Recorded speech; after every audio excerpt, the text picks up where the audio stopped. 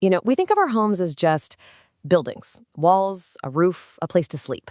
But what if your home was actually a map of the cosmos, a blueprint for your life? That's the incredible promise of Vastu Shastra. We're going to dive deep into this ancient Indian system of architecture that says it can align your entire life with the universe. So the big question is this a genuine sacred science of harmony? Or is it just a bunch of old superstitions that don't really hold up today? Let's find out together. Okay, so let's get right to the heart of it. For literally thousands of years, Vastu has been making some huge promises: health, wealth, total spiritual balance. The central idea that the very shape and layout of your house can actually channel positive cosmic energy. But where's the proof? I mean, really, are we talking about actual, powerful, unseen forces? Or is this all just in our heads? The good old placebo effect doing its thing. We're going to dig into both sides of this, and it's a fascinating one. All right, here's our game plan for unpacking this ancient puzzle. First up, we'll look at its cosmic blueprint. Then, we'll get into the sage's sacred geometry. After that, we'll switch gears and put on the architect's rational lens. We'll check out modern Vastu, the good and the bad, and we'll wrap up with a little something for you to think about in your own home. So, a cosmic blueprint from Indus grids to Vedic texts. Our journey starts a long, long time ago. We're talking 5,000 years back. And interestingly, it doesn't start with some mystical scroll, but in the actual ruins of the Indus Valley civilization. Think about cities like Harappa and Mohenjo-daro. These weren't just random clusters of buildings. Oh no, they were meticulously planned grids. The streets lined up perfectly with north, south, east, and west, and their drainage systems? Unbelievably advanced for their time. Now, if you're a Vastu believer, this is Exhibit A. It's not a coincidence, it's the first hint of this sacred science at work. And you can really see this idea evolve over time. It starts out as this super practical, almost common sense urban planning in the Indus Valley. Then you fast forward to the Rig Veda around 1500 BCE, and the idea of Vastu becomes spiritual. It's about creating a home fit for the gods. Then, by the 5th century, wise sages start writing it all down, codifying everything into these formal texts. And this all culminates in these jaw-dropping structures, like the Brihadeshwar temple, which is basically Vastu on the most epic scale imaginable. Wow, a home aligned with Vastu brings Lakshmi, misaligned, Yama's shadow. I mean, that really cuts to the chase, doesn't it? On one hand, you've got Lakshmi, the goddess of wealth and all things good. On the other, Yama, the god of death. The stakes couldn't be higher. But this is the big question we have to ask. Is this meant to be taken literally? Like if your door faces the wrong way, you're actually inviting doom? Or is it a really powerful metaphor for something deeper, about living in harmony with the natural world versus fighting against it? Okay, next up, the sage's sacred geometry, the philosophy of space. Now, to really understand Vastu, we've got to go deeper than just a list of rules, like don't put your bed here. We need to get into its philosophical soul. Because from this point of view, a house isn't just bricks and mortar. It's a living, breathing thing. It's a map designed to connect you, the individual, with the entire cosmos. I love this analogy. It's like acupuncture, but for your house. And this right here, this is the master key. It's called the Vastu Purusha Mandala. Just imagine this for a second. You take a cosmic being, the Purusha, and you lay him down right over the floor plan of your house. His head points to the northeast. That's the zone for clarity, for meditation. His feet are in the southwest, the area for stability and grounding. Every single part of his body lines up with a different part of your home, and this is what supposedly maps out how energy, or prana, flows through your space. Pretty wild, right? At its core, Vastu is all about balance. Specifically, it's about balancing the 5 great elements, the Panchibhuta, inside your own 4 walls. So you've got Earth, Prithvi, which governs the southwest. That's why that area should be heavy, stable. Then there's water, Jal, flowing to the northwest, which should be open and light. You have fire, Agni, in the southeast. Makes sense for a kitchen, right? The place of transformation. Air, Vayu, is all about movement, so that's the northwest. And finally, right in the very center, you have space, or Akasha. This spot, the Brahmastan, has to stay open, totally clear, representing pure consciousness. So you see what's happening here? These aren't just random rules somebody made up. They're actually physical expressions of some really deep Vedic ideas. When you align your home according to Vastu, you're aligning with Rita, the fundamental order of the universe.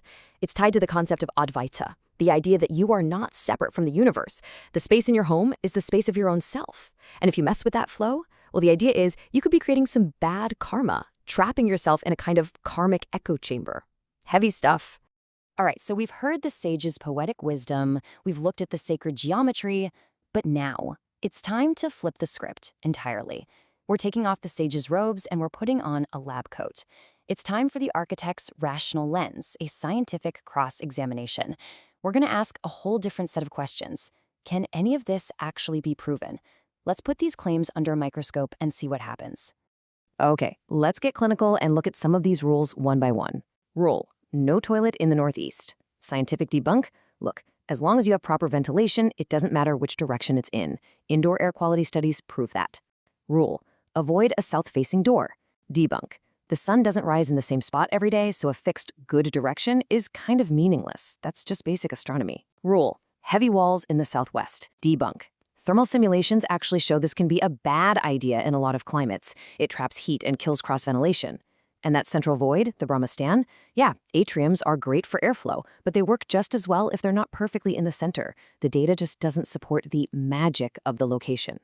And this one number, 23.5 degrees, this is a real nail in the coffin for any rule based on a fixed, auspicious sunrise direction. What is it? It's the tilt of the Earth on its axis. And because of that tilt, the sunrise actually moves. In the summer, it's way up in the northeast. In the winter, it's down in the southeast. So this idea that there's one single perfect good east, well, astronomically speaking, it's just not a thing. It's totally arbitrary. And this quote really gets to the core of the scientific argument against Vastu. See, for something to be considered scientific, you have to be able to prove it wrong. It's called falsifiability. But with Vastu, critics say, that's impossible. If you follow all the rules and things don't work out, the blame isn't on Vastu. No, it's blamed on some vague, unmeasurable dosha or flaw. It's a system that can never fail, which means it can never really be tested. And for a scientist, that's a huge red flag. It's the hallmark of a pseudoscience. So let's pause. What is really going on? This is the central conflict. Brainwaves or bioclimatics? The source of well-being. We have this undeniable fact. Lots of people genuinely feel better, happier, and more at peace in Vastu-compliant homes. So the question is, why? Is it cosmic energy tuning your brainwaves, like the sage would say? Or is it just really good common sense design that science already understands? And look, there's actually data to back this up. When you survey people living in Vastu-inspired buildings, they consistently report being about 15 to 20% more satisfied with their homes. They just feel better. Now, if you're looking at this from the sage's point of view, you're saying, see, there it is. Measurable proof, Vastu works.